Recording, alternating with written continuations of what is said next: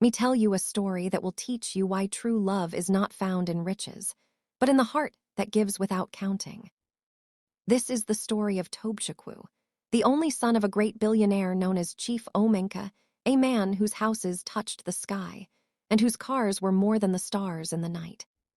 But Tobechukwu was not like other rich men's children. He was humble and lonely. Every girl he met only saw the money, not the man behind it. So one day, Tobechukwu decided to do something unusual. He took off his designer clothes, wore an old shirt, and left his father's mansion.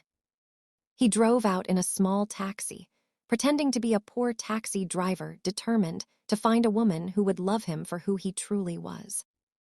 Background sound of car engine and village ambience. He drove for hours until he reached a small, dusty town called Amarachi. There, under the hot sun, he saw a young woman selling fruits by the roadside. Her name was Amarachi, a beautiful girl with kind eyes and a smile that could calm the heart. When Tobechukwu's taxi suddenly broke down near her stall, he tried to fix it, but he didn't even know how to open the bonnet. Amarachi laughed gently and said, "Oga, you don't look like someone who knows how to drive this kind of car." Tobechukwu smiled awkwardly and replied, "Still learning, madam, but I must feed myself somehow." She gave him some water to drink and even helped him call a mechanic. From that day, Tobechukwu began visiting Amarachi often. Sometimes he would buy just one banana just to talk to her. Amarachi didn't know he was the son of one of the richest men in the city. To her, he was just a struggling young taxi driver trying to survive. Days turned into weeks. Weeks turned into laughter.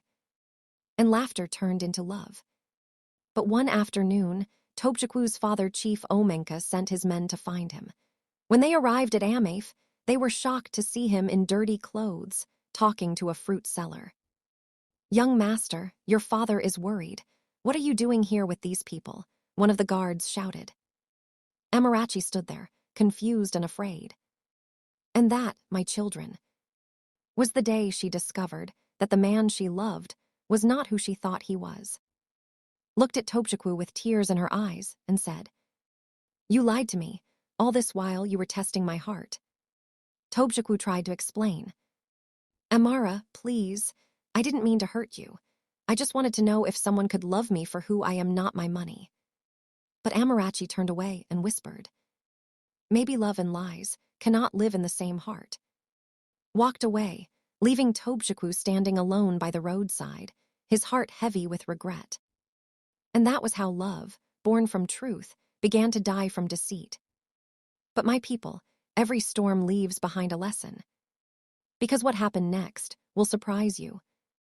When love is pure, even distance cannot kill it. But when pride and misunderstanding stand between two hearts, only truth can heal the wound. After Amarachi walked away from Tobechukwu, her heart was full of pain. Felt betrayed not because he was rich, but because he lied.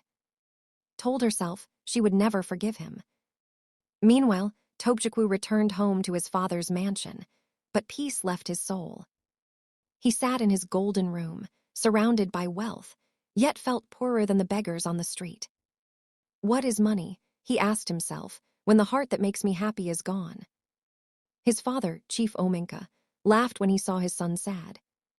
"Tobe, forget that fruit seller. I will find you a fine woman from a rich family." But Tobechukwu shook his head. "Father, you can buy everything, but not love." From that moment, he made a decision that shocked everyone. He took a large sum of money and opened a small fruit company in Amarachi's town. He named it Amara Fresh Farms. He hired her mother as the manager without telling them it was his doing. Weeks later, Amarachi's mother came home one day, smiling with joy. "My daughter, the new fruit company chose me as their manager. They said someone recommended me." Amarachi smiled, but didn't know who was behind it. Then, one Sunday morning, as the church bells rang, she saw Tobechukwu standing quietly by the village chapel. He didn't wear expensive clothes. He didn't come with cars or guards. He came alone, carrying a small basket of fruits. "Amara," he said softly. "These are from your stall, the place where my life began again." Amarachi's eyes filled with tears. "Why did you do all this?" she asked. Tobechukwu knelt before her and said, "Because I realized that the greatest riches are not in gold or diamonds, but in finding a heart like yours." The villagers watched in silence as the billionaire's son knelt before a poor fruit seller. It was a sight they would never forget. At that moment, Chief Ominka arrived in his long convoy of black cars. He stepped out, angry at first, but when he saw his son kneeling and the crowd cheering, something changed in his heart. He looked at Amarachi and said, "My son has everything money can buy, but today I see what money cannot. My daughter, welcome to our family." The crowd shouted with happiness. Women danced. Children clapped. And that evening, the sky was painted gold by the setting sun, the same way love painted two hearts that refused to give up on each other. Remember this: love built on lies will always fall, but love built on truth will stand even in the storm.